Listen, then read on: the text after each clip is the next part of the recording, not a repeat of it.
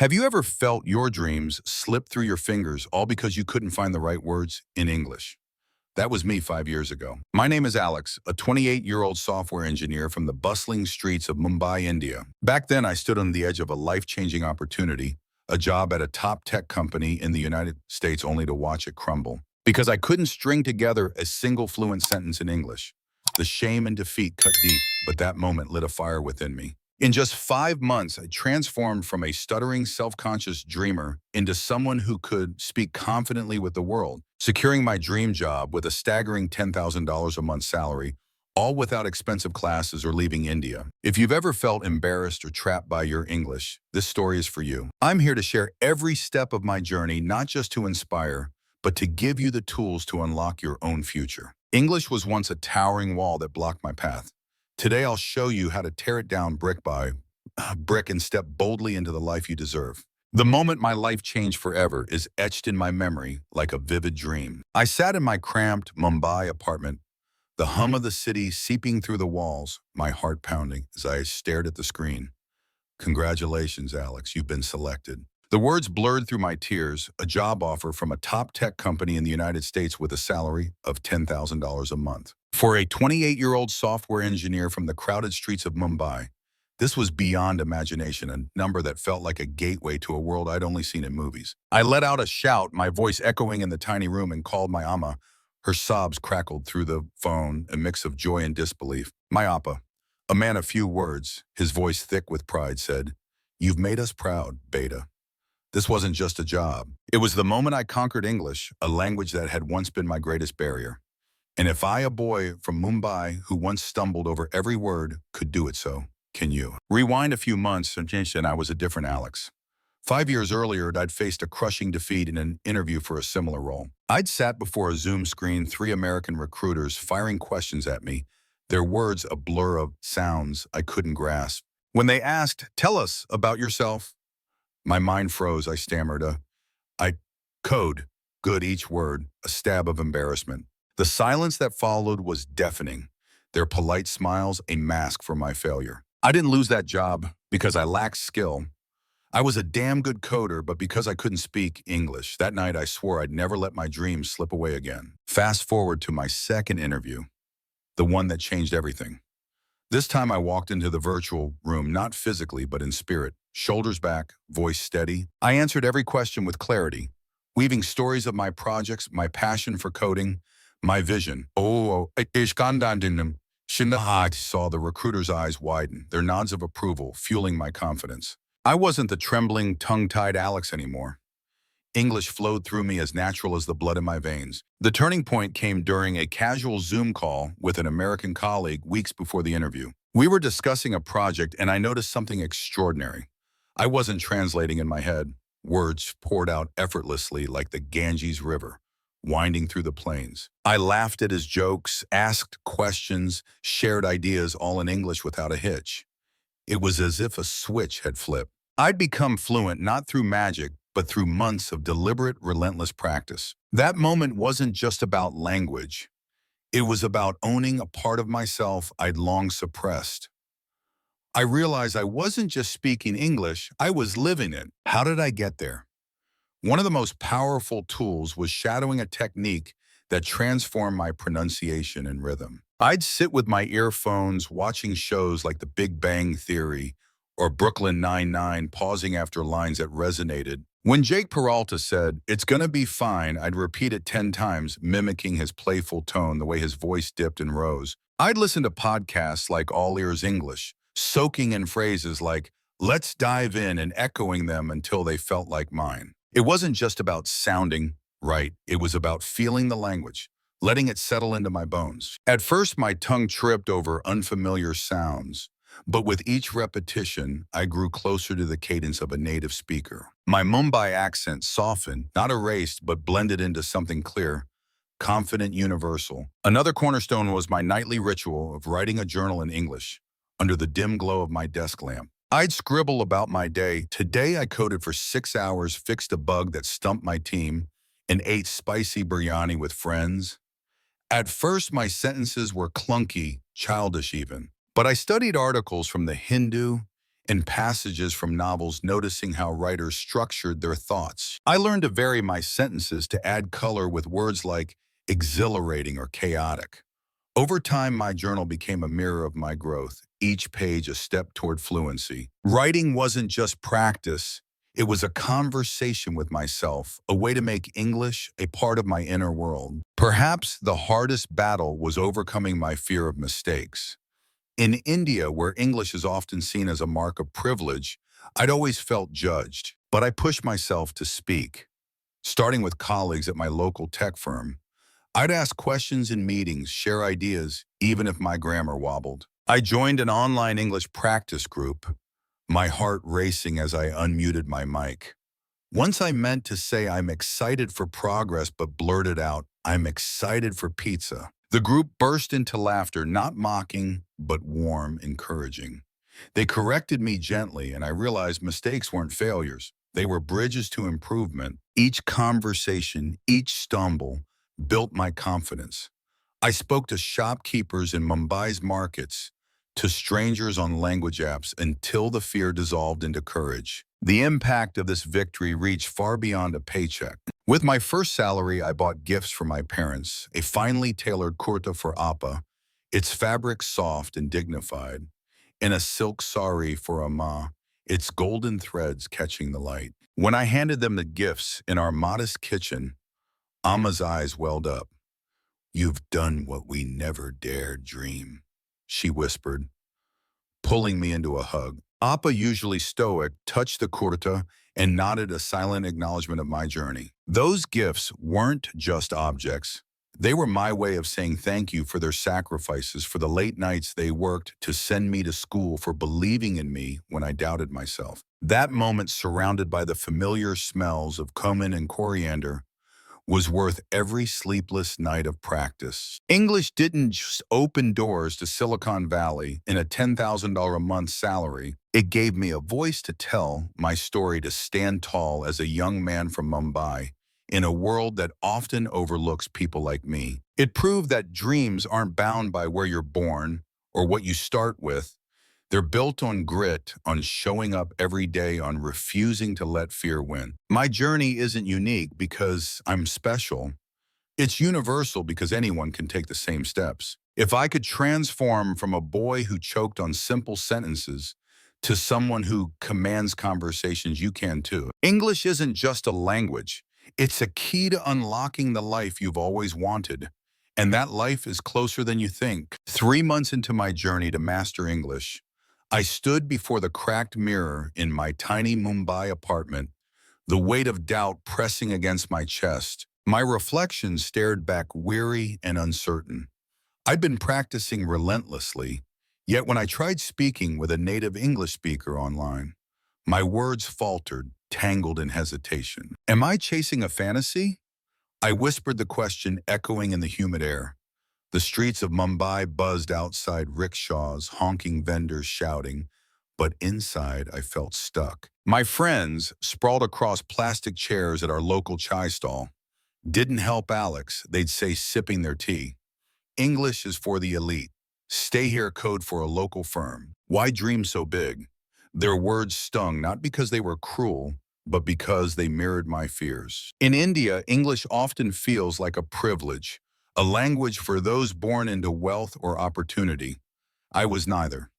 Yet deep within, a spark refused to die. I closed my eyes and pictured my Amma's proud smile, my Appa's quiet nod, and myself standing in Silicon Valley earning $10,000 a month, a dream that felt both impossible and essential. That vision pulled me back from the edge. I wasn't ready to give up. The path forward wasn't easy, but it was built on practical steps that slowly reshaped my relationship with English. One of my most effective tools was the question and answer method, a simple yet powerful way to train my brain to think in English. Each day I'd ask myself, what did you do today? At first my answers were short, I coded, but I pushed further, adding details. I coded a new app for 5 hours, then ate dosa with friends at the corner stall. With each repetition, my sentences grew longer, more natural. I'd sit on my bed, the fan creaking above, and talk to myself, describing my day, as if narrating to an invisible friend. This wasn't just practice. It was a way to make English a living part of my thoughts, to stop translating from Hindi or Marathi in my head. Over weeks, I noticed my mind shifting, English words bubbling up unbidden as if they had always been there. Another lifeline was the echo technique, a method that honed my pronunciation and rhythm. I'd plug in my earphones, watching episodes of Brooklyn Nine-Nine, pausing after lines that felt alive. When Terry Crews barked, "Let's make it quick," I'd hit pause and repeat, matching his urgency. His cadence, I'd do it 10 times, my voice growing steadier with each try. Podcasts like All Ears English became my morning ritual. Their host phrases like, "Take it one step at a time," becoming my own. At first, my Mumbai accent clashed with these foreign sounds, but I didn't aim to erase it. I wanted clarity, not perfection. Repeating these lines wasn't just about mimicry.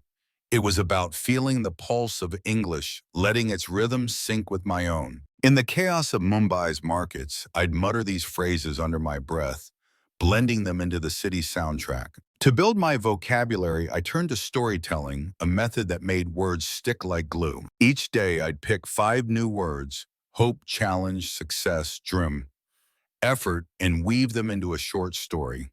I had hope I'd write, but faced challenges. With effort, I dreamed of success. I'd read the story aloud 10 times, my voice bouncing off the walls of my apartment. Then I'd slip those words into real conversations, like when I told a colleague, "This project is a challenge, but I have hope we'll succeed." This wasn't rote memorization. It was creation, a way to make English mine.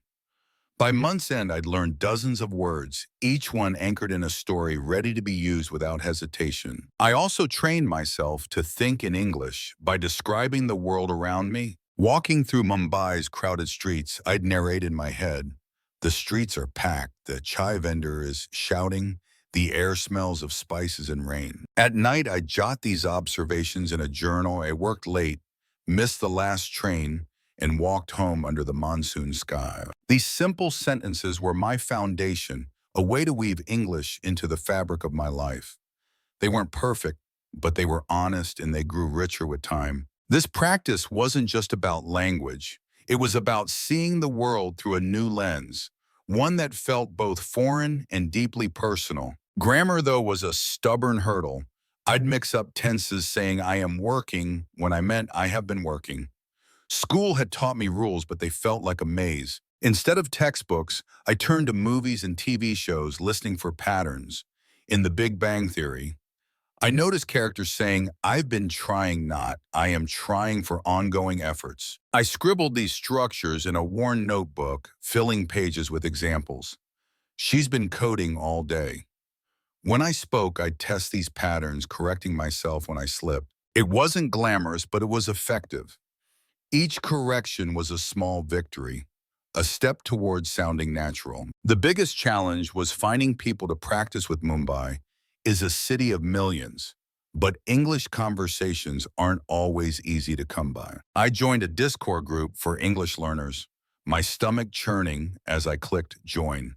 Call. The first time I froze, terrified of being judged. My voice cracked as I introduced myself, but a British learner chimed in.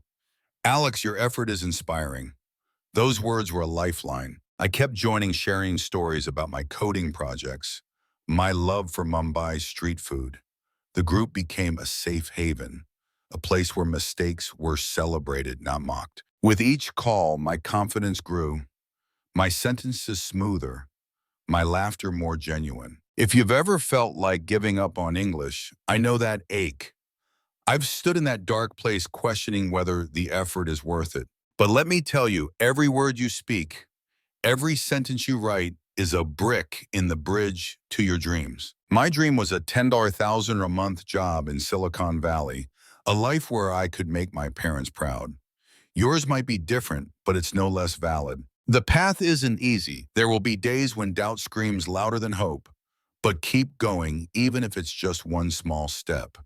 Say a sentence to yourself in the mirror. Write a line about your day. Listen to a podcast and echo a phrase. These moments add up, quietly building the future you are reaching for. I was once a boy from Mumbai, trapped by my own fears. Today, I'm proof that persistence turns dreams into reality. You're closer than you think. Don't stop now. 5 years ago, I sat in the dim glow of my Mumbai apartment, the weight of failure pressing down on me like the monsoon rains outside. I just ended a Zoom interview for a dream job at a top tech company in the United States. But it was no triumph, it was a disaster. Three American recruiters stared at me through the screen, their voices a rapid blur like wind whipping through the city's narrow alleys. I caught one question: Alex, tell us about yourself. My heart raced, but my mouth betrayed me. Um, I code. Good. I stammered each word, a clumsy stone tumbling from my lips. Their polite smiles couldn't mask the truth. I'd lost them. When the call ended, I sat in the dark, the silence swallowing me. The glow of my laptop felt like a spotlight on my shame. I wasn't rejected because I lacked skill. I was a talented software engineer, 28 years old, with a portfolio of apps and late-night coding sessions to prove it. No, I failed because I couldn't speak English. In that moment, I felt invisible, as if my dreams, my worth had been erased by a language I didn't command. The pain of that night wasn't just about a lost job. It was about the life I'd envisioned slipping away. I'd grown up in Mumbai's crowded streets, where my Amma and Appa worked tirelessly to send me to school, dreaming I'd rise beyond our modest world. That job, with its promise of a $10,000 a month salary in Silicon Valley, was my chance to make them proud, to rewrite our family's story. But without English, I was locked out. As I sat there, the city's chaos, rickshaws, honking vendors calling, seemed to mock my silence. But something inside me stirred a flicker of defiance. I couldn't let this be the end. I'll learn English, I vowed, my voice trembling but resolute, and I'll learn it fast. I knew the stakes. English wasn't just a language, it was the key to unlocking my future, to standing tall in a world that demanded I speak its tongue. I tried learning English before pouring money into an online course in Mumbai, the kind that promised fluency with glossy ads and smiling teachers. But after 3 months of memorizing vocabulary lists and slogging through grammar exercises, I was no closer to speaking. I could recite verb conjugations, but when I tried to talk, the words stayed trapped, tangled in fear. That experience taught me a hard lesson. Expensive classes weren't the answer. If I wanted to master English, I needed a smarter way. One that worked in the real world, not in a textbook. I wasn't rich. I couldn't afford to study abroad or hire private tutors. But I had determination, a laptop, and a burning desire to prove I wasn't invisible. That was enough to start. My first step was simple but transformative. I created a list of 50 survival sentences, phrases I'd need in everyday life. Can you help me? I'm learning English. Could you repeat that, please? I wrote them in a battered notebook, the pages curling from Mumbai's humidity. Each morning in my cramped apartment, I'd stand before the mirror and read them aloud 10 times, my voice growing louder, steadier. At first, my tongue stumbled, the words feeling foreign like borrowed clothes. But I kept at it, the repetition carving a path in my mind. By day 5, sentences like, I'd like some tea, rolled off my tongue without thought. It wasn't fluency, but it was a spark, a sign I could build something real. To make English a living part of my day, I started talking to myself. It sounds odd, but it became my secret weapon. In the kitchen, as I stirred chicken curry, the air thick with turmeric and cumin, I'd narrate, I'm making chicken curry. It smells spicy and warm. Walking through Mumbai's bustling markets, dodging bicycles and street arm, I'd murmur, I'm buying mangoes. They're ripe and sweet. At first I felt foolish, glancing around to ensure no one heard. But soon it felt natural, like a private conversation with the language I was wooing. These moments turned my world into a classroom free from judgment, where every sentence was a step toward confidence. I wasn't just practicing. I was living English, letting it seep into my thoughts. I also drew inspiration from movies, particularly The Big Bang Theory. I'd pick 5 sentences per episode, lines that carried emotion or humor like Sheldon's dry. That's my spot. I'd pause the show, replay the clip, and mimic the actors copying their tone, their rhythm, their quirks. I'd repeat each sentence 10 times standing in my room, channeling Leonard's nervous energy or Penny's casual charm. It wasn't just about pronunciation. It was about feeling the language's pulse, its playfulness, its power. My Mumbai accent didn't vanish. I didn't want it to, but it softened, blending into something clear and approachable. Those lines became my armor phrases I could wield in real conversations, proof I was more than my earlier stumbles. The first 50 days were a revelation. I didn't chase new vocabulary or complex grammar. Instead, I focused on using what I already knew, squeezing every drop of potential from simple words and phrases, and something miraculous happened. I started speaking without fear. Sentences I'd practiced in front of my mirror or whispered in the kitchen flowed out unbidden. I'd catch myself thinking in English fleeting moments where "I'm hungry" came before "bhuk lagi hai." It wasn't perfection, but it was progress, a foundation I could build on. I realized learning English wasn't about becoming someone else. It was about unlocking who I already was. To anyone watching feeling trapped by their own struggles with English, I want to say this. You don't need to be great today. You don't need fancy courses or a perfect accent. All you need is a start. Try one sentence. Hi, I'm learning English. Say it to yourself, to a friend, to the mirror. Feel its weight, its possibility. That's how I began, a boy from Mumbai, crushed by failure but stubborn enough to try again. My dream was Silicon Valley, a $10,000 a month job, a chance to make my parents proud. Yours might be different, but it's just as worthy. Take that first step, however small. Speak, stumble, try again. The path to fluency isn't a sprint. It's a series of brave, quiet moments. Start now, and you'll be amazed at where you end up. My journey taught me that English is more than a language. It's a bridge to your deepest dreams.